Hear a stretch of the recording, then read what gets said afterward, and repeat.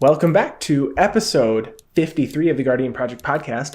I'm your host, Andy, and from this day forward, I am going to rebrand the term nosy neighbor to conspicuous snoop. Ah, that's nice. I like that. And I'm your co-host, Mike Coyle. And, you know, that's probably a good thing that I can't play Core 21 in person. Because, frankly, I think this meta is terrible. And the only way you can tear is in person. Sorry, it's a stretch. It's a stretch. Please listen carefully. All right. I mean, I'll accept it. Not your finest work. And this is the podcast where we talk about all things Magic the Gathering. But mostly Commander. And before we start, we want to thank our patrons. We appreciate all of your support. If you want to support us, you can head to patreon.com/guardianprojectpod. Come join the family. We have a Discord channel that you can jump into, and we want to send you stuff like tokens and make more content for you. Absolutely. Another really easy way you can support the podcast is whatever you are listening to the podcast on, whether it's Spotify, Apple, YouTube. If you could drop a like, a subscription, a comment, we would really appreciate it. We also have a TCG Player affiliate link that you can find on our website at www.guardianprojectpodcast.com. If you would follow that link whenever you are making your singles or sealed purchases from tcgplayer.com, it'll help the podcast out a lot. We'd appreciate it. And we did get another review. Oh. So it's working. You know, we appreciate it from Matt Flucher. So we appreciate it. It says, these guys are great to listen to every week. Being a new commander, new to Commander, I look forward to the Commander of the Week to see what different commanders do. Keep up the great work. So we really appreciate it. Thank you. I also have, before I ask you what's on the agenda, because that's the next thing that I usually do, fun fact, and it's a bizarre fun fact. Okay. Because it's not any particular year or any reason, but it's 9 years ago today, the first Commander product was released. Oh, wow. Yeah. So I was like, oh, well, it's not 10 years, but next year I looked and it's not on June 17th is not on a Wednesday. So we definitely can't do this for the 10-year anniversary unless we record off schedule. But so this was the year that we got the Kalia, Riku, Gave, Zedru, and the Mimeoplasm decks. Nice. So where were you 9 years ago, Andy? 9 years ago, I was living at my parents' house, finishing up my undergrad program, and didn't play Magic for another 2 years. Yeah. I started in 2013. I remember going to college, because I was in college at this time too, freshman year. Someone had a raffle or a giveaway, and they were giving away a booster box of Magic the Gathering cards. And I thought, that guy who won that prize must be a real big nerd. That guy. But he wasn't you, and now you're that big old nerd. Oh, yeah. So, happy 9th anniversary, Magic the Gathering Commander. Woo! Aside from that, what else do we have on the agenda today? So, last week we had our 52nd episode, and we kind of took a small hiatus, and we talked about the podcast. So, this week we're going to talk about a couple things that kind of already happened last week. We were able to go a little bit in depth into it. We're going to talk about the Commander rule change that happened last week, the die triggers that allowing commanders to trigger die effects and what is entailed with that, and exile effects for what it matters. We're going to talk about Core 2021 spoilers. The whole set has now been spoiled. So we can talk about some of our favorite cards that we think are going to impact the Commander format, and maybe something outside the Commander format. And, of course, we will finish out the episode with a brand new Commander to Andy's arsenal, Commander of the Week. Yes. We'll hold them in suspense until the end of the episode. I'm going to wait till the end now. What? So, Commander's rule update for dies triggers. Coyle, tell us about this rule that I'm quite frankly thrilled with because I have a commander that cares about this. Yeah. So for the longest time, when a commander got killed or exiled in a game of Commander, you had the option of doing a replacement effect for that death so that the commander doesn't have to go to the graveyard, or a replacement effect for the exile so the commander doesn't have to go to exile and it can instead go into the command zone. Since this was like I said, replacement effect, this made it so anything that triggers on when the creature died or when the creature left the battle or when the creature got exiled, left the battlefield would still trigger. But those things would not trigger when you use one of these replacement effects. So there were some commanders out there that like death triggers that you need to send to the graveyard in order to get them to trigger. But maybe you didn't have a good way of getting out of the graveyard because you're in the wrong colors or something. People weren't playing these particular commanders or were playing them suboptimally. And the Commander Advisory Group, Commander Rules Committee got together. It was during Command Fest a couple weekends ago that they announced it, that they are going to change what happens here. And if a commander has an ability which triggers on it dying or going to exile, it will trigger before going to the command zone. A couple weird things that has to happen. So technically the commander is going to be going to the graveyard. It is going to be going to exile, at least very temporarily, before it reaches its command zone. And there are some certain interactions that can actually care about that. I know, I think the new Aetherios with bounty counters on it will care, so that if your commander does have a bounty counter on it, even if you decide to send it back to command zone, it is going to hit those other zones first, and Aetherios will be able to steal that person's commander. A lot of other nuances like that, but I think the big thing is there's some legendary creatures out there that cared about dying, that weren't in colors to get reanimated well, that are going to be seeing some big stuff on top of just some extra death triggers here and there. Yeah. So I actually compiled, I went on over to Scryfall, and I love Scryfall. We love Scryfall. It's so easy to search for stuff. I wasn't a believer before. I'm a believer now. And what this isn't even sponsored. It's great. Yeah, Scryfall is just awesome. Gatherer, I mean, you're supported by Wizards of the Coast. You're technically the official one, but Scryfall, you're easier to use. You can find more specific things. Yeah. Sorry, not sorry. So what I did is I went into Scryfall and I looked up all legendary creatures that has the word dies in its text. Obviously, you're going to bring up some other stuff that says whenever another creature dies in some of those text boxes. So we're going to weed those particular commanders out to look at the commanders that are most gaining from this change.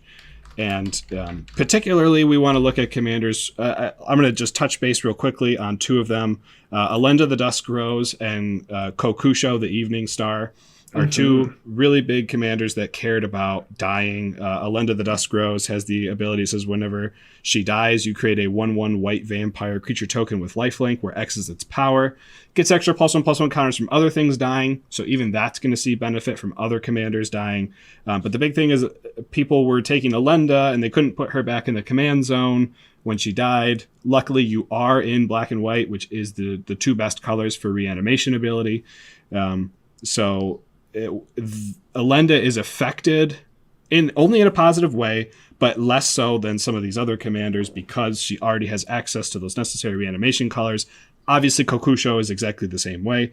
When Kokusho the Evening Star dies, each opponent loses 5 life. You gain life equal to the life lost this way. Mono black, I mean, you have... I played a Kokusho a deck a long time ago, and I think you can run 20 reanimation spells. It's pretty, and those are all 20 reanimation spells that are under 4 CMC or 4 CMC or less.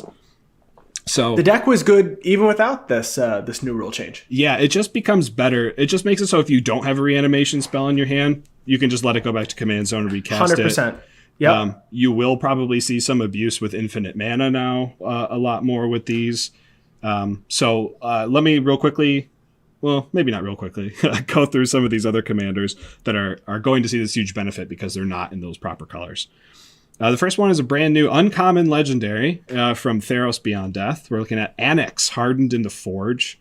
It's a 1 red star 3 where its power is equal to your devotion to red. And he says whenever Annex or another non-token creature you control dies, you create a 1/1 red satyr creature token with this creature can't block. If the creature had power 4 or greater, create 2 of these tokens instead. So before you would need to have Annex go to your graveyard in order to get tokens out of his own death. Now you don't have to, which is actually super great. Yep. I always thought the ability was a little underwhelming. I thought maybe you could get a token for every 2 power or 3 power or something like that. So you're only ever going to get 2. I wish it scaled. That'd be great. That would be awesome. But this way, you're at least almost always going to get your 2 creatures when Annex dies. Sticking in mono red, we also have Tuk Tuk the Explorer, which was printed in the Commander set with Duretti, Scrap Savant. Mono Wasn't red it Duretti. originally from Rise of the Eldrazi? It's possible. I think it's from Rise of the Eldrazi. It very well could be, and it would make sense. So Tuk Tuk the Explorer, he's 2 in a red. You get a 1/1 legendary creature goblin with haste. Why would you pay 3 mana for a 1/1 with haste? He says, when Tuk Tuk the Explorer dies, create a legendary 5/5 colorless goblin golem artifact creature token named Tuk Tuk the Returned. So again, before you would have to throw Tuk Tuk into your graveyard in order to get that token, which could easily be removed, and then you might not have a way of getting Tuk Tuk back into your hand or into the battlefield. Now, you stick them back in Mono red golems. Mono red golem tribal. You can do it much easier now. Yes, and it is so it is a legendary token, so it'll be a little bit harder to abuse. Oh, sure. Because you can only have 1 token because of the legendary rule, but it's still going to see lots of benefits. Big one. A lot of people love it. And by that, I mean most people would not want to sit down in a pod with this creature anymore, and that's Child of Lara. Yeah. I've been at that table twice. Yeah. So there is a player at one of our LGSs that does have a Child of Alara deck that does focus around about a lot of reanimation abilities, which you're required to do with the old Commander rule. With the new Commander rule, you got a board wipe in the command zone pretty much whenever you want to. It's pretty great. I think it's gonna see extra play from what I've been reading online. I think people are gonna do it. They're gonna go, "Hey, I did it," and their friends are gonna say, "Hey, I hate you," and then they're gonna take it apart, like you do. I put together a mono blue turns deck. It got taken apart. I put together a Jeskai extra turns deck. It got taken apart. I did it the 4 or 5 times and said, "I can't do this to my friends. I want to have the friends." So. I do feel like there's probably some fair decks out there with Child at the helm. I can only think of this just makes Child of Alara 5-color planeswalkers just absolutely amazing. It destroys all non-land permanents, so it hits all the planeswalkers. Never mind. Yeah, it's just not fun. I mean, if you want to blow things up, sure. What if someone was playing a Lands Matter Noyandar deck, but in Child of Alara colors? Just animate all your lands, destroys all non-land permanents, swing for win. If Noyandar was 5 color, I'd be playing Child of Alara. Yeah. No, this card got a bump. It's real good. I have my favorite card, which I'm going to leave for last. It's actually a deck that I'm building next. So before we get to that, I want to talk about the other Kamigawa dragons that, besides Kokusho, that will see a big bump in their effectiveness. Each one of them has a trigger when it dies. It'll get to do something. So in mono green, we have Jugen the Rising Star, which will put 5+1/+1 counters on any number of target creatures. Kaiga the Tide Star, which is our mono blue. This is when it dies, gain control of target creature. Ryusei the Falling Star, which is red. This is when it dies, it deals 5 damage to each creature without flying. And of course, the worst one of them all, and by that I mean to play against, it's Yosai the Morning Star, which is our mono white. That says when it dies, target player skips his or her next untap step, tap up to 5 target permanents that player controls. You say that like you've played against it. I have, and I'm not looking forward not as to the commander though. I'm not looking forward to someone making Bomberman combo or something with Yosai and making it so I literally can never untap for the rest of the game or something like that. And for everyone listening, Bomberman combo is? So there's a card called Ariok Salvagers, which I think is 3 and a white for a, I want to say it's a core warrior or something. Sure, it's a competitive combo too. So. Yes, the important part is it has pay 1 and a white, return target artifact from your graveyard to your hand. You use it with an artifact called Lion's Eye Diamond. Lion's Eye Diamond is a 0-cost artifact. It says tap it, sacrifice it, and discard your hand. Add 3 mana of any color to your mana pool. So you can loop the Lion's Eye Diamond to create an infinite number of white mana because you're producing 3 white mana and only spending 1 and a white mana to return it to your hand. Cost 0 to cast. You can get storm triggers. The good 100%. thing is Lion's Eye Diamond is like $1 bajillion. Yeah, hopefully you don't see that. I've only played against it once in a pod that we got stomped. I played it in my Sidisi Undead Vizier deck. But I never died to that. That's true. Because I only killed other people with it. Yes. Only unsuspecting people died to that deck. Yeah, so the dragons are very good from the Kamigawa block here. Yeah. They got a bump. Even like mono blue, you have Dramatic Scepter combo, so comboing off with Kaiga the Tide Star, you could steal everyone's creatures on the board. And if they don't have Summoning Sickness, maybe you can swing to win. But a lot of these guys got very abusable now with this die trigger. Again, with infinite mana. There's a couple other Kamigawa block legendary creatures that I guess care about this too. Like, you talking about the spirits? Yeah, the spirits. Or there's also a human monk. Okay. Which one's the human? I don't know that one. Hamura, Human Ascendant. When it's put into a graveyard from play, it doesn't actually say the word dies. You can flip it, so you can reanimate it to a legendary enchantment that has creatures you control, get +2/+2, and have fire breathing. So you can. I'm sure this one didn't pull up in the Scryfall because you said you searched for the word dies. Or did it? It did because it had dies. I think the reason I didn't include it is because it will return to the battlefield after it dies. Yes. So that is true. So I guess it's just impacted, I guess. And I do run this one in Tibor and Lumia, so I thought it was interesting that this one appeared on my list. I know I was spending a little bit of time on an MTG finance thread on Reddit at one point when they were talking about how Alenda the Dusk Rose was going to see a price increase, which she did. When this ruling came out, and Kokusho did too, and a lot of people were shooting it down because of how many reanimation spells are in mono black. Same argument can be made for Alenda, but you don't want to include those cards, blah, blah, blah. Someone had brought up that the Boros legendary printed in not this year's Commander, but last year's Commander, Weatherlight Gerard. Oh, Gerard. Yep. So people were arguing that Gerard would be a really good spec. Because Gerard has a death trigger, but Gerard's death trigger actually says when Gerard dies, you may exile him then. So on that second instance, when you exile him, you can then use the replacement effect to put him back into the command zone. So Gerard's abilities and the way that he worked in a deck actually didn't change at all with this new ruling change. Gotcha.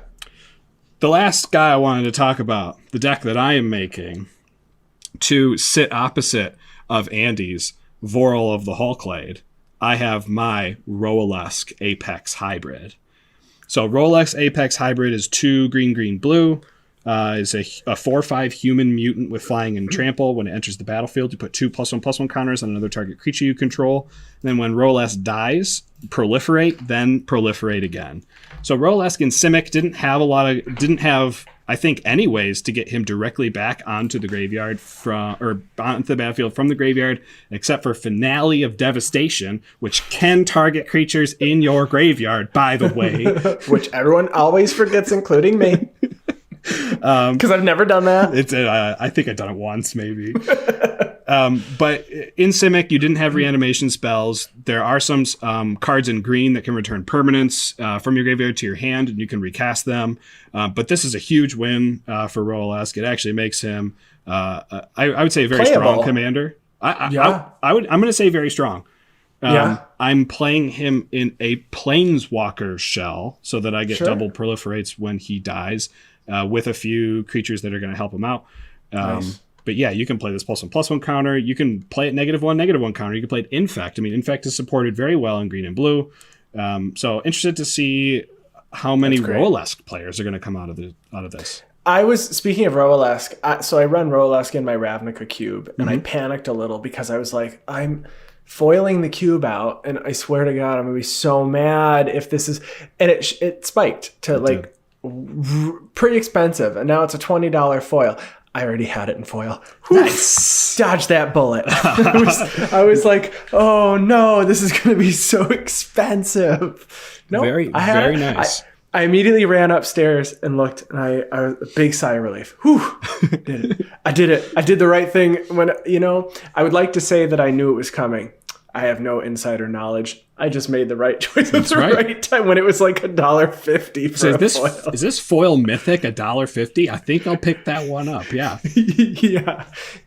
So we'll have both characters now from our logo, and we'll have to definitely play. We'll have to have a Simic theme night one night. We could we could try to do like a two-headed giant against someone else too. That'd be fun. Yeah. Yeah. You also didn't mention my commander, Omnath Locus of Rage. It does care about dice triggers. I get to lightning bolt. It does get an extra lightning bolt. I get an extra lightning bolt. Which doesn't sound like a lot when it comes to Commander, where there's 120 other life that you have to reduce down. But that lightning bolt is so important. It always matters. Yeah. And I guess Pashlik Mons cares because it says when it or another goblin dies. So at least you get to deal 1 damage of Pashlik Mons as well. So I would actually like to see someone playing a Pashlik Mons mono red goblins deck because I only ever see Kranko, myself included. Yeah, so I'm excited to see the Roll-less deck, and I'm interested to see how many more of these we'll play. I've been playing against decks. I just played some games last night online, and I played against 2 new decks that I hadn't played. Neither of them were part of this list. I played against a Snapdax deck, and I played against a Horobi Death's Whale deck, and they're both really good. It was Snapdax Infect and then Horobi Target Everything with just spells that have like prevent 1 damage to this creature. Oh, it just gets destroyed now. Yep. So that was very interesting. And honestly, when they're taking on 4 people, it's not as oppressive because they can't keep their commander out because no one will let it stay out. Right. And because Horobi is subject to the same thing, right? Absolutely. Yeah. So that was a lot of fun. So if you're playing any of these commanders, tweet at us if you're playing with the new Commander's Dice Trigger. And we played with the guys from Commander Social, Ryan and Zach. This past week on Friday, we streamed with them. And we used the new Commander's Dice Trigger. We decided, well, let's do it because it said, you can implement any rule anytime. So these come out with Core 2021, but we wanted to see how it worked. And I played Teysa Karlov, and that was kind of cool because Teysa triggered all my cards that care about creatures dying. Yeah. So you saw a double Blood Artist trigger, and people say, oh, it's not that much better. But double Gravepract trigger's pretty freaking good, let me tell you. Double Open the Graves for 2/2/2 zombies. I mean, that deck. I do feel that the Commander's Dice Trigger really matters for my Teysa deck. Yeah. Love it. Like I said, people didn't think it would matter, just that 1 extra trigger of your other cards. It matters. It totally matters. Yeah. So that is the update on dice triggers. I'm sure there are some weird nuances. If you haven't checked it out, Rune of the Hidden Realm has been beefed up a little bit. There's a video that the Command Zone did. I know that Nick, who's played with us on stream, Nick? He has a Rune of the Hidden Realm, and Brian, our old co-host, who's also played with us on stream, has a rune deck, and that's pretty gross. So check out the Command Zone's video on that. The rules, the Commander Advisory Group, there was a tweet that said, we'll look into how this interaction looks. So I think it's fair. It makes Rune better, but it's still makes fair. Rune better, but you have to run all the stifle triggers and so it's pretty interesting though. Stifle under an Isochron Scepter with Rune. Okay, now we have a problem. Yeah, right. Let's move on to Core 2021. It is now fully spoiled, and we have a bunch of cards that we want to talk about. We're not going to go too in-depth with all of them. These are the ones that we think were relevant or cards that we're happy were reprinted. So for reprints, we won't go through the full summary of what they all do, but we got Fabled Passage, really great for Commander. Ugin the Spirit Dragon. Grim Tutor is a win for people who are looking for a tutor to be able to actually open out of a pack in a standard set again. Massacre Worm, great, first time being reprinted. Azusa Lost But Seeking, reprinted again. People have been asking for Azusa for a long time. And then Containment Priest. Containment Priest is pretty relevant in some situations. Very great. Very big deal for Modern, having Containment Priest now. Yes, and very good against decks that just reanimate that Kokosho. Or create tokens. Or create the tokens. But let's talk about some new cards that we are excited about. So we'll start with colorless. The one that I thought was most important to talk about new card wise was Chromatic Orrery. So it's an artifact for 7 generic mana. Spend this as though you may spend mana as though it were mana of any color, and it taps to add 5 colorless. Specifically colorless. And then you can pay 5 generic and tap it to draw a card for each color among permanents you control. So it's cool. It costs 7. It's kind of expensive. I have a deck that it slots right into Joda Archmage Eternal. You can pay. Joda says you can pay white, blue, black, red, green, and cast a spell without paying its full mana cost. So I can pay Wooburg and play this. And then I can tap this for 5 generic, spend it as though it were mana of any color, which is another Wooburg, and then cast another spell. So essentially this replaces itself and lets me spend mana as though it were any color. So it's really good in that deck in particular. I don't know if it's going to be super relevant, but I do like cards that say I can spend mana as though it was mana of any color. Yeah, I personally don't love it because it costs 7 mana, but that's about Right. the only... If I were to play an artifact deck that reduced the cost of all of my artifacts, and eventually I'm like only spending 3 mana to cast it, it becomes a net positive mana rock, absolutely. 100%. I agree with you. The thing that brings it down is that CMC of 7. For sure. Yeah, the legendary doesn't even matter. I don't even care about that. In our format, we like legendary permanents. Yeah, it's true. We don't All care. right. So let's move on to white. We have a new Planeswalker. Can I talk about the new Planeswalker? You can. I was just yep, go for it. I figured you were gonna hand it to me anyway. I was, because I was gonna say the one that Coyle guessed correctly on our speculation episode. I did it as a joke and I was right anyway. So Basri Ket is our new Planeswalker from the plane of Amonkhet, the best plane in all of Magic the Gathering. It's a good plane. The flavor is fantastic, and I love the artwork. Yeah, so this guy was a follower of Oketra, so he's in the mono white section here. He's for 1 white for 3 loyalty. You get Legendary Planeswalker Basri, and you can +1 to put a +1/+1 counter up to 1 target creature. It gains indestructible until end of turn. -2 whenever 1 or more non-token creatures attack this turn. Create that many 1/1 white soldier creature tokens that are tapped and attacking.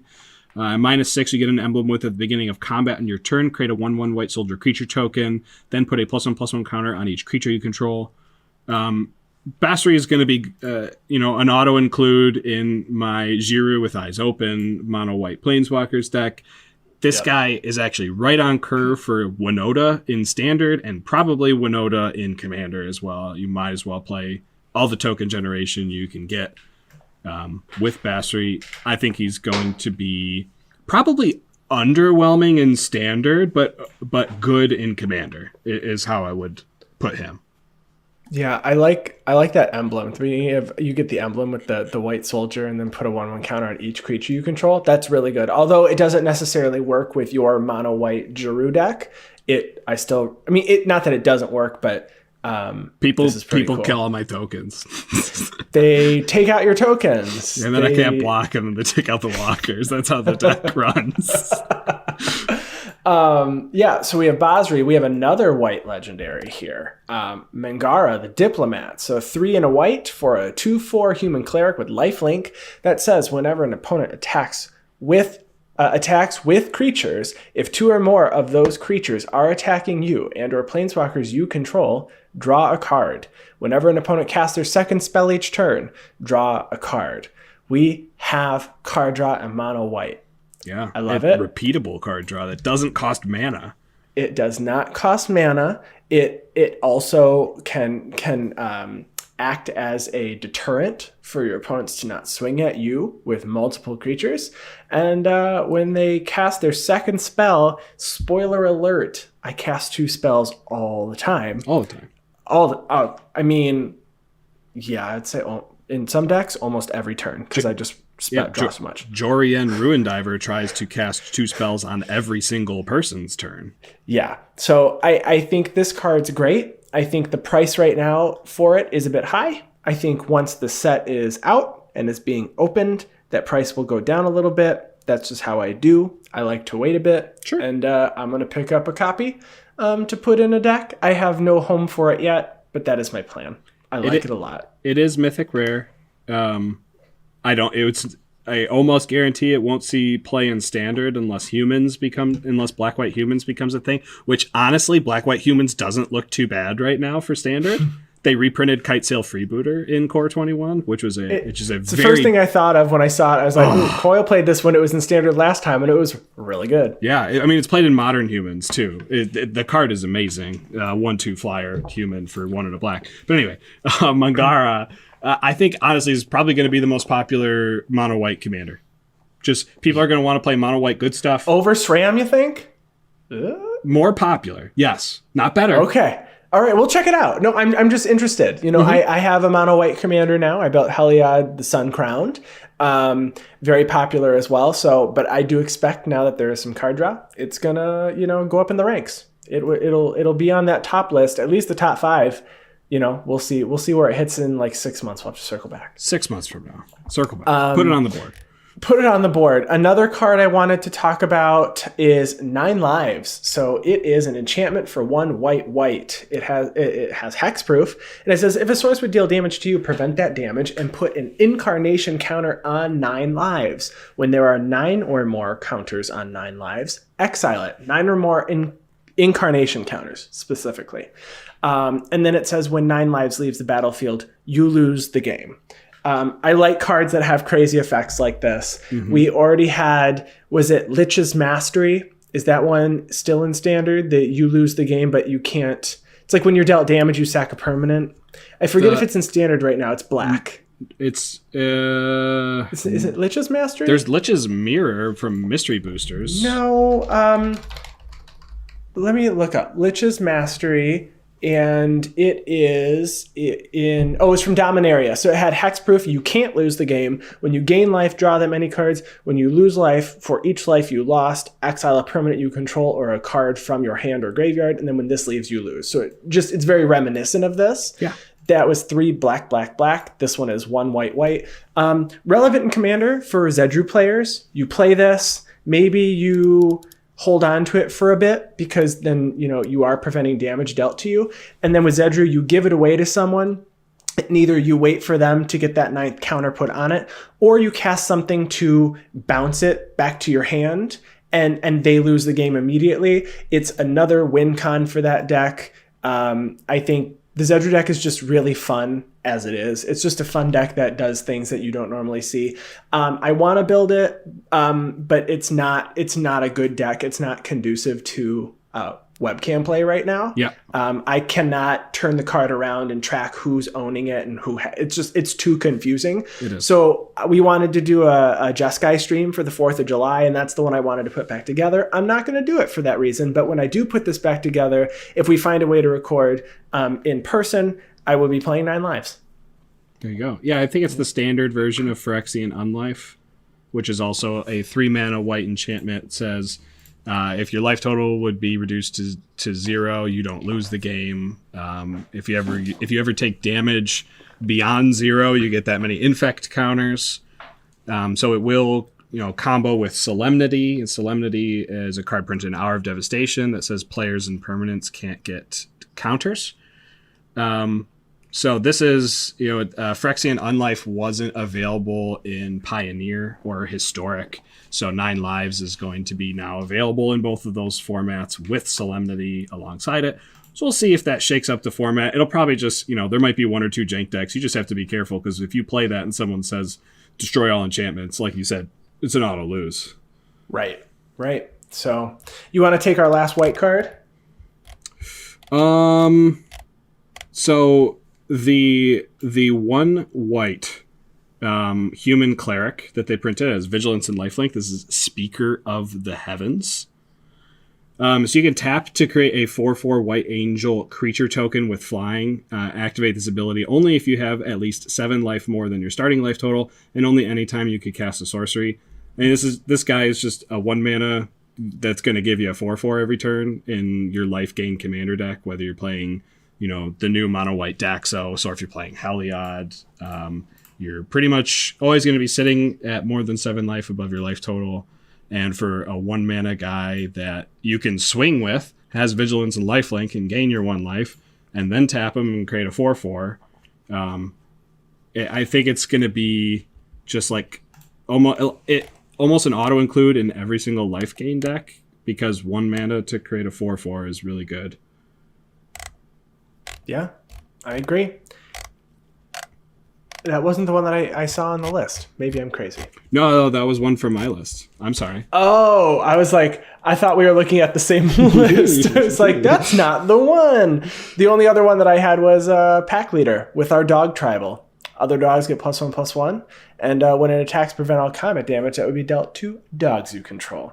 So I did think that we were going to get some dogs on that speculation. And we did get some dogs. So that was exciting. Getting a ton of dogs in Jumpstart. Yeah. Want to move on to blue? Yes. Let's move on to blue. Right. All right. I'm going to take the one that I want to talk about the most, which is a new instant. Yeah, okay. It's a new instant called Discontinuity. And as soon as this was posted in our group chat, Coyle responded with "Boo!" Boo. So let me play Magic. I love having this card. 3 blue. As long as it's your turn, the spell costs 2 blue less to cast. So it's it only costs 1 blue. I'm sorry, 1 and a blue. Yeah, on your turn. You end the turn. So Sundial of the Infinite at instant speed. You exile all spells and abilities from the stack, including this card, and then the player whose turn it is discards down to their max hand size. Damage wears off, and this turn and until end of turn effects just stop. So this does act as a counterspell, or from a horrible death that you're going to suffer from a terrible swing, or some combo that's happening. I'm going to be done with this. We're going to stop this now. This is a contender for my Noyan Dar deck. I have not gotten a card from a set in a little while that I would want to put in Noyan Dar, because it's just so, it has to be super relevant or cost appropriate, an appropriate amount. And I think Noyan Dar would care about a 1 and a blue on my turn to end it, because I don't normally swing until I can. And I cast spells that get countered on my own, so I guess I could do this and it still counts for the cast trigger. Or it wouldn't, actually, because you just end the turn immediately. Yeah. But I still like Discontinuity. So yeah, it seems like it's going to be a strong card. It gets around things like Veil of Summer, which is no longer legal in Standard, but it is, Veil of Summer is still seeing play in Pioneer. And in Commander, if you're playing against like a Gitrog combo deck or something, that's going to be their only use of protection. So Discontinuity, I could see seeing play in competitive formats as well. Yeah. So the other blue card we wanted to talk about was, of course, the namesake for Core 21, and that's Teferi. Teferi, Master of Time. Not blue-white. Now, which artwork are we talking about? Because they're all different. Do you want to talk about... Okay, the purple I only talk about the purple one. Are you kidding me? So if you are looking at this and you're following along, look up the artwork that looks like it has the most purple in it. That's right. So there's 4 different artworks for Teferi, just by color. And then there are also an extended art version, and a foil version of the regular, and a foil version of the extended art. So is that 10 different There's foils? 24 different Teferis you can get from Core 21. Which... 24? Right? 8? Wait, 8? No, you doubled it. It's 12. I did. I was like, no. 12. Coyle's designing artwork on his own. He's sticking them into packs. So if you get a custom artwork, you call us. No, it's 16. It's 16. Right? So there's all 4. I know is those completionists that like to get play sets of everything, good luck. I like a single foil, and this will be going into my Planeswalker deck. Replacing, I think, Vraska the Unseen. This will also be going into my Planeswalker deck. Replacing Probably a basic land, Andy, like you're supposed to do it. The worst. So Teferi, Master of Time, he's 2 blue with 3 loyalty that has a passive. That says you may activate loyalty abilities of Teferi, Master of Time on any player's turn anytime you could cast an instant. His +1 says draw a card, then discard a card. His -3 says target creature you don't control phases out, which is a returning mechanic from a long time ago, which means it's basically not on the battlefield, but it doesn't count as leaving the battlefield until it phases back in. So you don't get the just put like a little blanket over it. Just put a little blanket over it. It's not. It doesn't exist. Just put newspaper on top. All disappears. All goes away. You can also -10 him to take 2 extra turns after this one. Just casual. I love it. Casual 2 extra turns.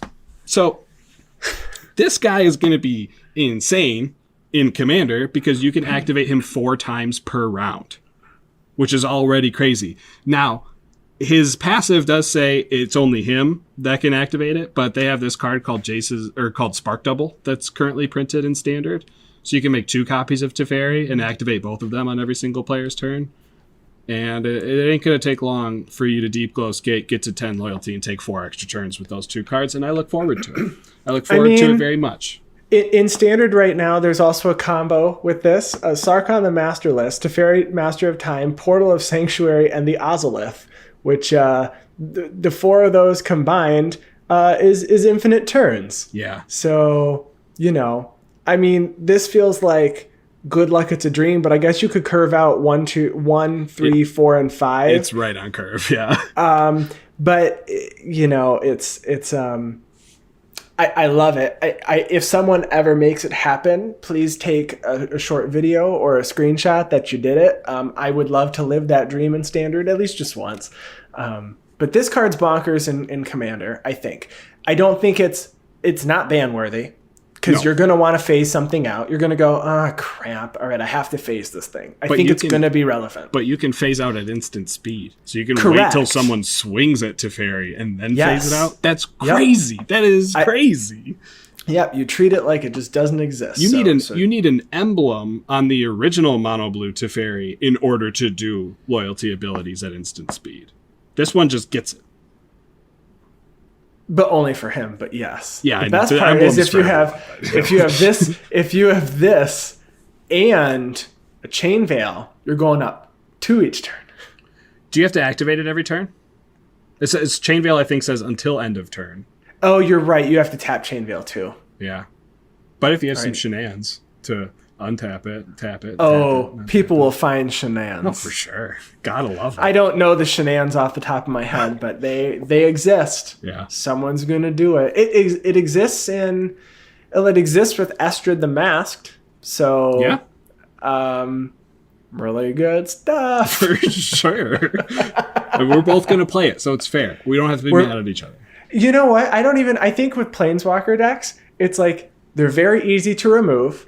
But if you can do it with like Joda for casting them for free, or if you have Fist of Suns, or you have Doubling Season, they get out of hand really fast. So you just have to assess the threat, which is always Doubling Season and Joda, never really the Planeswalker. They're usually pretty fair when they don't have double the loyalty counters immediately. That's true. The only thing maybe I would target over that is Omniscience from your deck.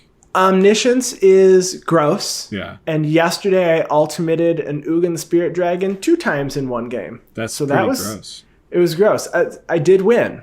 I sure hope so. Jeez. If you would have said you lost after ultimating Ugin twice, I don't know what I would.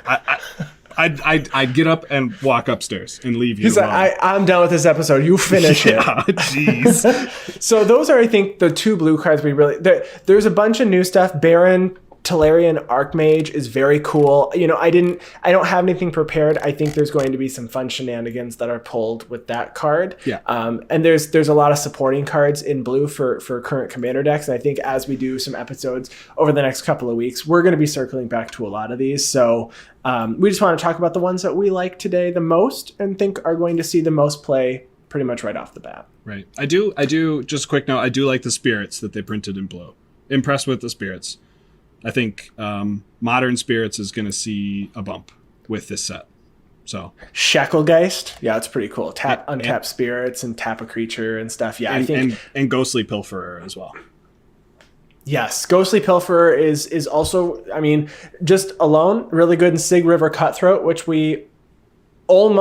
I lost to on stream just a couple weeks ago. You almost lost to it, I was very close. Moving on to black. So before I go over this card, so I told Coyle I think it was our New Year's resolution episode. I said, I will build a mono black deck this year. I'm just going to build one. And I got the Year of the Rats Secret Lair drop. And then I had them and I had a list together. And I was like, I don't know if I want to play Rats. I don't know if I want to play this. So I just kind of have them sitting in my binder.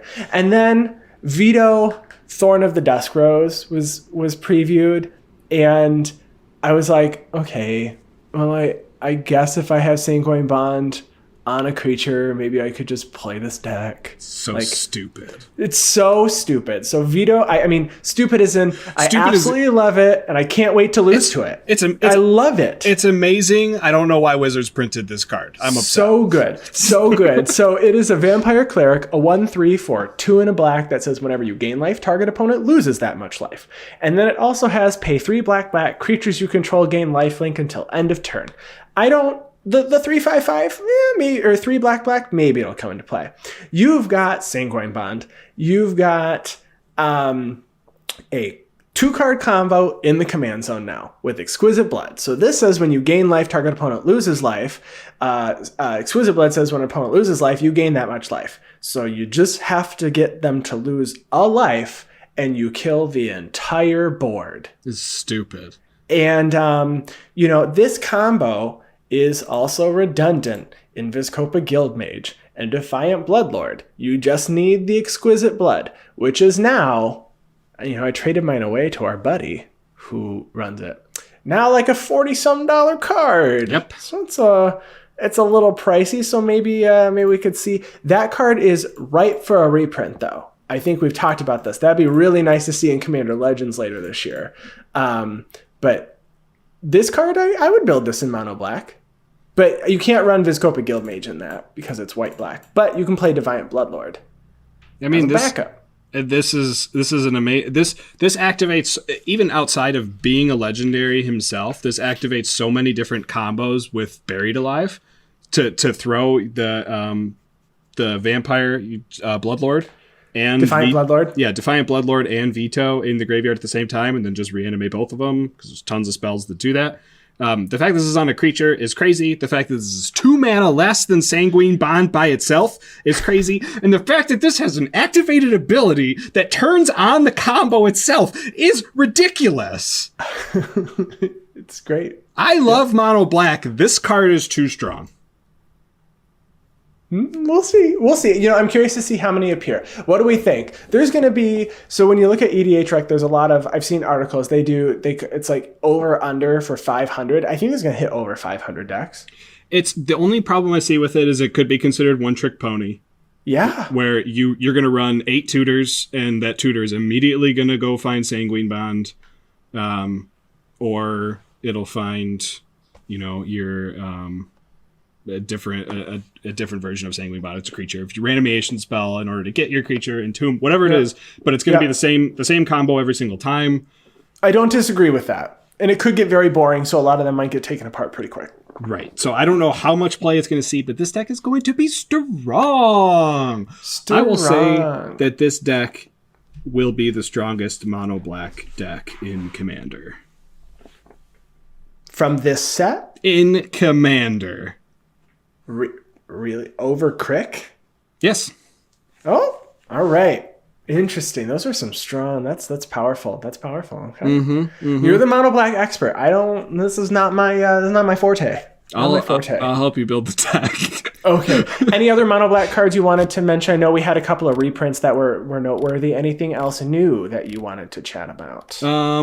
I did a quick Shirei check of Core 21, see if anything is hot for Shirei.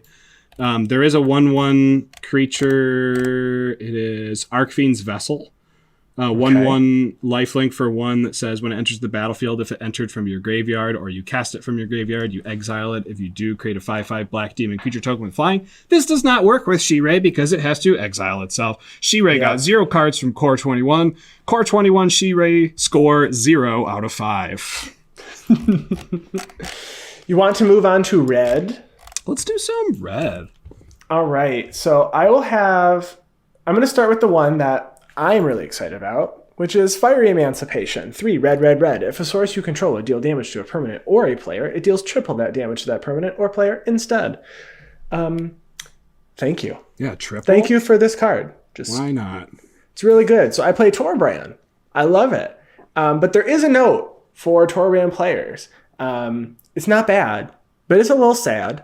But based on a ruling with Torbran, specifically with Torbran, it says if another effect modifies how much damage your red source would deal, including preventing it, or the player being dealt damage, or the controller of a permanent being dealt the damage, they choose the order in which effects apply. So if you go to deal like 1 damage to an opponent, if they go to apply this, they're going to apply it before Torbran. So if you go to deal 1 damage to an opponent, it's going to deal 1 damage tripled to 3, and then Torbran's going to add 2. They are not going to add 2 and then triple that to make it 9. So it will just be 5. So just keep that in mind. There are some nuances with the way that these effects apply specifically with Torbran. But Torbran is my burn dot deck. So I don't know if I really care. I just want to blow things up and then hopefully land something to be really big after. Yeah. So Fire Emancipation, still an auto include for me. Just might not work exactly the way you think. Yeah. I'm pretty glad that they decided to ban Fires of Invention before printing this card into Standard, because that would have been really nuts. Yeah. Yep. I agree. Any other thoughts on Fire Emancipation? Triple damage. What's not to love? So is this the beginning of our triple in all colors? So we have triple mana from Theros Beyond Death. Now we have triple burn. Are we going to get triple draw cards, triple exile, and triple if you lose, I don't know, loss of life, you do something? What are we going to get? Triple tutor, baby. Oh my gosh. If you would tutor 3 times. No, you tutor it 3 times. You put 1 card in your graveyard, 1 card in your hand, and 1 card on the top of your deck. I like it, personally. Okay. Yeah, so that's Fire Emancipation. Yeah, next one we got is Conspicuous Snoop. Which you mean Nosy Neighbor? Or if you want. Yeah, I mean, it is Nosy Neighbor. They're irreversible now. There's the same thing. Snoop, or, Nosy Neighbor. Nosy Neighbor. This one's really nosy, though. They're actually looking in your house, not just like staring from their front lawn. They are leaving nose marks on your window. So this is going to be a Goblin Commander deck's favorite card? Goblin card, I guess. It reminds me of like a not Satyr Wayfinder. What is the green reveals top card of your deck and you can play lands from the top? Courser of Kruphix? Courser of Kruphix. It kind of feels like a goblin version of Courser of Kruphix. So it's a 2/2 Goblin Rogue for red. It says play with the top of your library revealed. You may cast goblin spells from the top of your library. As long as the top card of your library is a goblin card, Conspicuous Snoop, aka Nosy Neighbor, has all activated abilities of that card. So people have already pointed out Kiki Jiki Mirror Breaker with Conspicuous Snoop is really good because Conspicuous Snoop is not a legendary creature itself. So using Kiki Jiki's ability, it can make infinite copies of itself. They will be tapped, so you have to find a way to make that work for you. On top of the fact that just any of the Goblin Lords that have activated abilities on top of your deck, that's fantastic. There's probably some ways to break this, like if you use Conspiracy and turn all creatures in your deck into goblins, this turns into a really weird version of Necrotic Ooze. Maybe you can win doing something like that, but I know I have a Krenko deck that plays a lot of those Goblin Lords with activated abilities. Conspicuous Snoop, absolutely it's going in the deck. Even acts as card advantage because you can cast spells from the top of your library. Yeah, it's a great card for red. There's red. There's a mono red combo and a red black combo. It combos in both goblins. So they both require Kiki Jiki. One is Bogart Harbinger and a Sling Gang Lieutenant. So you can make 1 million copies of the Conspicuous Snoop and then make a copy of the Bogart Harbinger and then tutor Sling Gang Lieutenant to the top of your library and sack all the goblins to deal 1. It says target player loses a life and you gain a life. So there's one. But there's another version in mono red as well. So if you're into red black goblins or mono red goblins, does this have a combo for you? Yeah, it's Mog Fanatic in mono red that I think is sack a goblin, deals 1 damage to any target. I believe it is Mog Fanatic, yes. Yeah. Because that was a combo we talked about when they released Red Black Chainer. It looks like you can also do it in Grum Gully in red green with you've got Murderous Redcap and Skirk Prospector as well. Grum Gully is the quietest, strongest Gruul deck ever. That thing is insane. Yep. So I think you've got combos. So I guess you have red green, red black. It combos. It really likes the goblin combos, you know? Yeah, just go for it. A little bit of goblin combo. Just a little goblin combo. And then the last red card that I have is actually from the Planeswalker decks. So I am talking the Planeswalker deck Chandra Flames Catalyst. It is a Planeswalker that costs 4 red for 5 loyalty. +1, Chandra deals 3 damage to each opponent. -2, you can cast a target red instant or sorcery from your graveyard. If that spell will be put into your graveyard this turn, exile it instead. Or, my favorite, -8, discard your hand and then draw 7 cards. Until end of turn, you may cast spells from your hand without paying their mana costs. So, again, this set has given me some Planeswalker goodness. Joda wants this. It's going to replace something else. You essentially get omniscience from your hand. You draw 7, and it's really easy to ultimate this on 1 turn when you can play Deep Glow Skate or you have Doubling Season because it happens the same exact turn, which is way easier than you would think to have them happen. So I'm really looking forward to playing this Chandra. And a lot of the Planeswalker decks seem to have fairly fair or maybe even underwhelming abilities in most instances. Yeah. This Chandra's bonkers. It's really good. It's very reminiscent of Ugin the Spirit Dragon's Ultimate, where you gain 7 life, draw 7 cards, but you put up to 7 permanents on the battlefield. You do not cast them. So if you're looking for cast triggers, if you're looking to cast things that aren't permanents, just Chandra is exclusively better.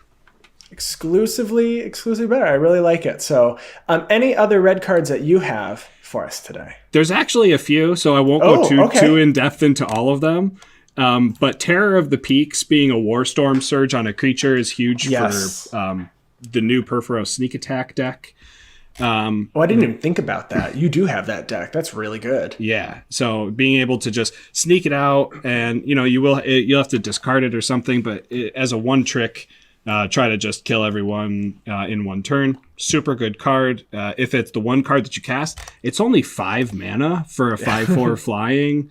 Whenever someone targets it, they have to pay an additional 3 life, and then has Warstorm Surge. This is way too much power on a card. Again, Core 21. What are you doing? I love it. Brash Taunter is our new Stuffy doll. So for 4 and a red, you get an indestructible 1/1 goblin. It says whenever it's dealt damage, it deals that much damage to target opponent. So, you lay down your Age of Extinction to do 20 damage to every creature, and then you get to hit something for 20 because your Brash Taunter didn't die.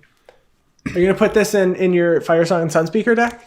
I don't know if I'm going to upgrade Firesong and Sunspeaker or rip that deck apart. So it's kind of halfway in between right now. Okay, you haven't decided. Undecided. And then I think Double Vision is a very, very good enchantment that people may be overlooking. We talked about it a lot when it came out. I haven't heard people talk about it since. 3 red, an enchantment says whenever you cast your first instant or sorcery spell each turn, copy that spell. You may choose new targets for the copy. So this is like a bonus round would be or something, or a fork or a double cast, but it's on every turn. It's only your first spell, but every turn. Yeah. So I think that's huge. And I'm sure we'll talk about some of these other legendary creatures in the mono colors like Subira. at a different episode. Yeah. And then multicolor, we have a couple cards. What about Sanctum green? of All. What about green? You're right. Green is a color that I skipped right over. I totally understand why, because everyone hates green right now. You know what? Well, Azusa Lost But Seeking is the only card that I really cared about. There's that was reprinted here. Not that anything isn't good, but that was the one that I thought was most relevant, and I didn't have any new cards I was going to chat about. Other than, I guess, I like the fight one. Yeah, so Primal Might is one that you talk to me about a lot. X and a green, target creature you control gets +X/+X until end of turn. Then it fights up to one target creature you don't control. So you can pay 0 into that X and just have it be a 1-mana fight. I do think it was pretty important that they reprinted Heroic Intervention to bring the price of that card down. I know we talked about that as well. I forgot to put that in the reprints. That is a very important card. Yeah, so that card was going up to upwards of like $20 a card, I believe. It was a rare from Kaladesh or Aether Revolt. I think it's Aether Revolt. And so we're getting that reprinted, which is great. All of your permanents get hexproof and indestructible, not just your creatures, not just your non-lands. All of your permanents gain indestructible for a 2-mana instant. Super good. But the one creature I had, which I think is still absolutely ridiculous, I've said this a lot, I think these cards are doing too much in Core 21. I think ramp power creep is super real. Elder Gargaroth. A 3/3 6/6 beast with vigilance, reach, and trample. I should be done, and that's a fair card. However, when Elder Gargaroth attacks or blocks, choose one. Create a 3/3 green beast creature token. You gain 3 life or draw a card. And this thing, it's got vigilance, so it doesn't even need to tap to attack in order to activate its thing. If your opponent is doing a go wide strategy, you're going to be able to block every turn and gain 3 life, or create another blocker with a 3/3. Consistent card draw in green. It doesn't have hexproof or anything, but who cares? This thing costs 5 mana. This is crazy. Yeah, it is very good. It doesn't have haste is the only thing that I'm sad it's missing. Get rid of that. Get rid of the reach. No, get rid of the trample. It's fine. Get rid of the trample. I'd rather have trample. Yeah, I mean, sure, but if you want to make it better, give it haste and remove the good one. Trample. Maybe. I mean, vigilance. Get rid of the vigilance. Then we just get questing beasts. Add death touch to it. No, it's but this fine. I'm gonna throw this in the Yeva deck for sure. This is just a really solid mono green creature. Great. I hate it. Yeah. Great. Wonderful. Any other green cards you have? I hate that Scooz is back. Stay away from my graveyard. Yeah. Cultivate got a cool art. Cultivate did get a cool art. But, and then I think we should maybe dedicate a little more time to shrines in a future episode. Yeah, we can. The shrines that the foil spiked. You can still get the non-foils for reasonable prices. But so we have a shrine card that cares about shrines. At the beginning of your upkeep, you can search your library or a graveyard for a shrine and put it onto the battlefield. And or a graveyard for a shrine, put it onto the battlefield. If you search your library, shuffle it. If an ability of another shrine you control triggers, when you control 6 or more shrines, it triggers an additional time. You got Shrine Tribal. I hope we see some more shrines. And or graveyard. Gotta remember. Can it be in your graveyard, Kyle?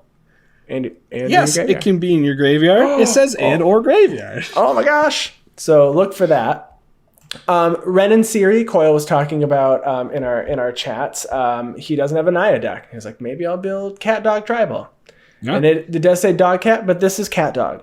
Sorry, Wizards, you're wrong. Sorry, you're wrong. And then Nayambi, Esteemed Speaker, flash 2/1. When Nayambi, Esteemed Speaker, enters the battlefield, you can return another target creature you control to its owner's hand. If you do, gain life equal to its CMC for 1 and a blue. She's 2/1. And then she has pay 1, a white and a blue, tap, discard a legendary card to draw 2 cards. I haven't seen a whole lot of discussion on this yet. I feel like this is one of those sleeper cards that's just waiting for something to be found. I like cards like this. It reminds me, and I don't know why it reminds me of this, but it reminds me of the Temet of Noctimon, something of Noctimon, the Eternalize? Yeah. From it's not the same in any way. It just, I don't know why I go to it, but it makes me think of that card. That one's blue-white tokens matter unblockable. Yeah, but it reminds me like that card didn't get enough love, and I've played against that deck before, and it did a lot of work. And I feel like this could probably, there's something here, and this looks like one of those cards where they printed it here, but like next year there's going to be like 2 cards printed that are going to matter. Sure. It just makes me think of that. So this can be played in a Blink deck too. So yeah, and if you have like the first thing I thought was like a Mimic Vat or something, although I think Mimic Vat, it has to die. But something that catches it as it goes to graveyard, like a legendary spell, maybe you can cheat something big out with this guy. You've got Rune and Afara. They both care about creatures. I think this card's really cool. Any other multicolored spells that you have? Rada, Heart of Keld, is pretty cool. So it's Gruul, 1, a green, and a red. You get a 3/3 elf warrior as long as it's your turn. Rada, Heart of Keld has first strike. You may look at the top card of your library anytime. You may play lands from the top of your library. And for 4, a red and a green, Rada gets +X until end of turn, where X is the number of lands you control. So it's kind of like Gruul, lands matter Voltron, which... It seems, you can build a lands matter deck and Rada can be your alternate win condition, which is actually really cool. I think it's going to be a pretty strong Gruul deck. It seems like fun. I don't have a Gruul deck yet. I don't know if I'm in love with Rada, but I'll put it on the board. It fits well into lands. It fits really well into lands matters decks. You've got Omnath, you have Lord Windgrace, you have the Mina and Den Wildspeaker. I think you guys have. I think there's a lot of. This fits really well into other decks, and this could be one of those. I have a Gruul Lands Matters deck, and today you pick one of my 3 commanders, and they all fit perfectly. This is a deck that I would build, so I could do exactly that. That'd be fun. I already run both of the. I run Omnath and Mina and Den, so I could just throw this into Omnath. It seems like it fits really well. Yeah. So. It's a shame it doesn't have an ETB, like a landfall trigger on it itself. Right. But as long as you run enough support with landfall triggers, that deck is going to roll. And we've got Zendikar Rising coming out, so, expect that. We did tweet about cards that people were excited to play. We got some responses, Fire Emancipation. And then the one that we didn't talk about is Peer into the Abyss. We talked about it. This card, it's very good. It's just very expensive at 4, black, but its target player draws cards equal to half the number of cards in their library and then loses half their life. Relevant, because you can just make somebody else draw, and perhaps they draw...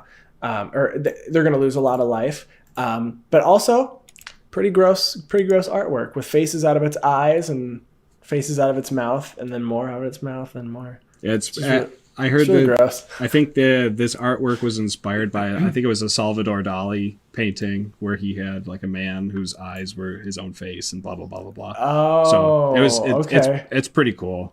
But yeah, play this in Villas, cast it on yourself, and draw 3/4 of your library. It's pretty fun. Gross. Those are the cards that we are excited to play with. And I know I was saving this for the end, but we last week also played with Tap That MTG on our stream. So Leslie and Shauna joined us. And we had a lot of fun playing Plane Chase. So if you haven't checked that out, it's actually, those videos are on our YouTube page. The deck list, Shauna and Leslie are sending those over to us. So you can check out their decks. But we will be playing again with them next week for a stipulation game. So we are playing with uncommon commanders. So we already have Slimefoot, and Coil has She-Ray, and we said, well, let's maybe build decks that we don't have. So I know we talked about it on the episode when we talked about commanders that we just never see played. And one of the ones that that came out of left field, honestly, because I have literally never played against it to this day. Still have never seen it. Have you? I don't think you have. No, I have not. Is Rona, Disciple of Gix. So this is the deck that I'm building. It's a blue-black deck. I don't play blue-black very often. I play blue. I have some decks with black, but I don't really play blue-black other than my Luzon the Multifarious deck. So Rona, Disciple of Gix is an uncommon 2/2 human artificer for 1, a blue and a black that says when Rona enters the battlefield, you may exile target historic card from your graveyard. So historic cards are artifacts, legendary cards, and sagas. Rona says you may cast non-land cards exiled with Rona. And then you can pay 4 and tap it to exile the top card of your library. So it's a pretty combo-centric deck.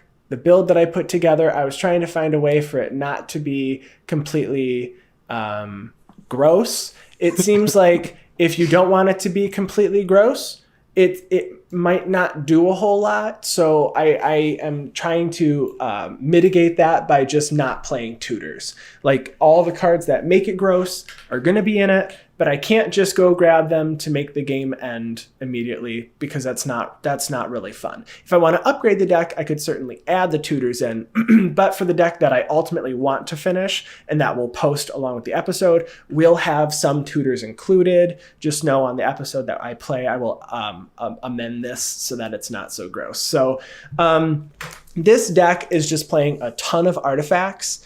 So I'm lighter on lands than I usually am, which is a little weird. I usually play 37. I'm at 35, contemplating going down to 34 or 33.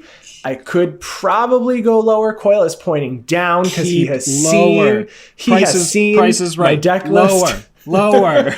And so I'm also contemplating whether or not I want to play snow-covered basics to play artifacts and spells that care about snow-covered or snow permanents. I didn't open very much Modern Horizons, but I know Coyle did, so he probably has a bunch I could get from him. I have a lot. Yeah. So I'm running 25 artifacts in this deck. I have Arcane Signets. I have Lotus Petal, Mind Stone, Soul Ring, Talisman of Dominance, Thought Vessel. Lots of artifacts that are going to tap for mana, but then I have some artifacts that do other things. I'll get to those in a minute that actually have relevant abilities. Creatures here, I have lots of artifact creatures. I am playing some mirrors. Or, I'm sorry, I've been pronouncing this wrong based on everything that I see. Everybody calls them Murs. So this deck is playing some Murs. Specifically, shout out to Is It Nick, it's playing Mirror Battlesphere. Mirror Battlesphere. A 4/7 that when it enters the battlefield, you create 4 1/1 colorless Mirror artifact creature tokens. Whenever a Mirror Battlesphere attacks, you may tap X untapped Mirror. If you do, Mirror Battlesphere gets +X+O until end of turn, and you deal X damage directly to that player's face. Really good at swinging, but is also really good at just putting other artifacts on the battlefield for one of the combos, which is Deadeye Navigator and Time Sieve.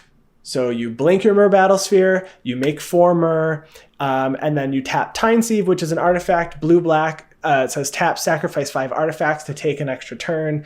If you can land both of your Deadeye Navigator and Mirror Battlesphere with Time Sieve, you do in fact go infinite. You just have to have 4 mana total, which at that point you likely have 4 whole mana.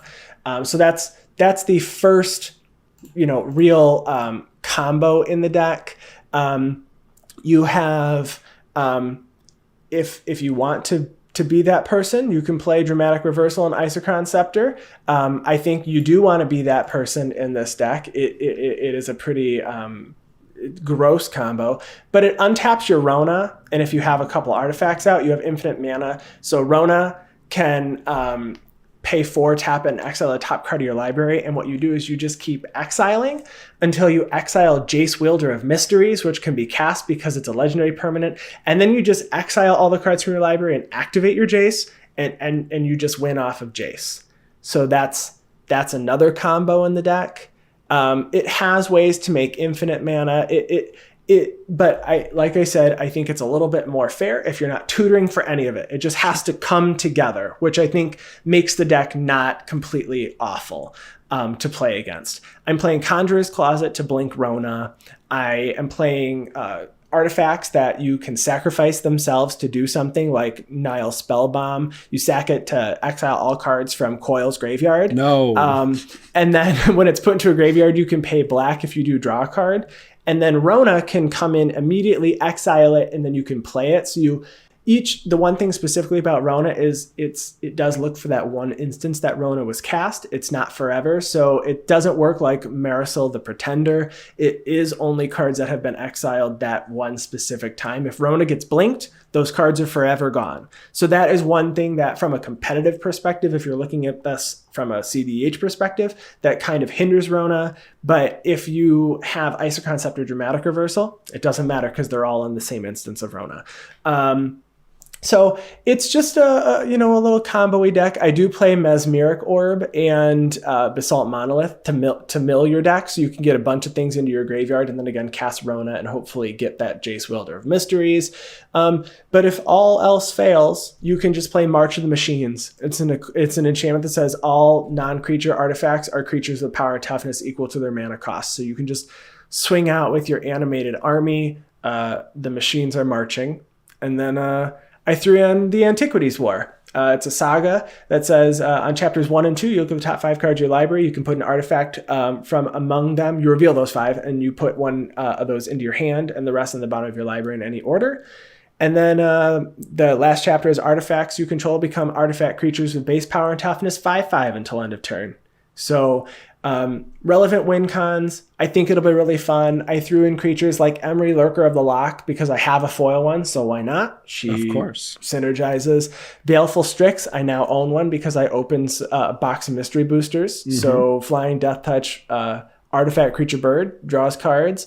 So I'm really excited to play this deck on Monday. So stay tuned. We'll tweet when we're going to go live, and then we'll likely be recording the video. We can post that on YouTube. So this is Rona. I'm really excited to have this deck built because I think I might be the only person I know in at least our area that has it that we can play with. So I'm excited. Yeah, it should be a lot of fun. I haven't finished my list yet. And what are you building? So you're also going to build a new uncommon commander for this. I am not going to play Shirei because I don't own an uncommon copy of Shirei. I only own OG style rare Kamigawa Shirei, the way you're supposed to play Shirei. No, I'm going to be playing Tetsuko Umezawa. Mono blue. It is mono blue. Small butts and small front butts matter. So creatures you control with power or toughness 1 or less can't be blocked. And it's a 1/3 for 1 and a blue. It's going to be about all the cards that have one toughness or 1 power that draw cards when they attack or they're not blocked. Ninjutsu is going to be a thing. That's great. Outside of that, maybe we'll counter a spell or two. Nice. Well, stay tuned for that. That's coming up this week on Monday. And also check out Tap That MTG on Twitter. We also played with Commander Social this past Friday, so check out Commander Social on Twitter. They were really fun. We played some Commander with them. They did really well. So that's about it for this week. Thank you all for listening. If you want to contact us, you can find our podcast on Twitter at GuardianPod. You can find me at ATFlory. You can find me at WormCoilEngine. And you can also email us at guardianprojectpod@gmail.com. Again, if you're on Discord and you're interested in joining the discussion, send us a message. We'd be happy to have you in there. And other than that, we will see you all next week. Goodbye. See ya. So you can't call it Mers. You have to call it Mir. Because the block and the plane are called Mirrodin. It's not called Muradin. I've always called it Mir. So it's gotta be. I can't get past calling it Mur. I tell you right now, I'm not going to cast a spell and call it Muradin Besieged. It's not going to happen.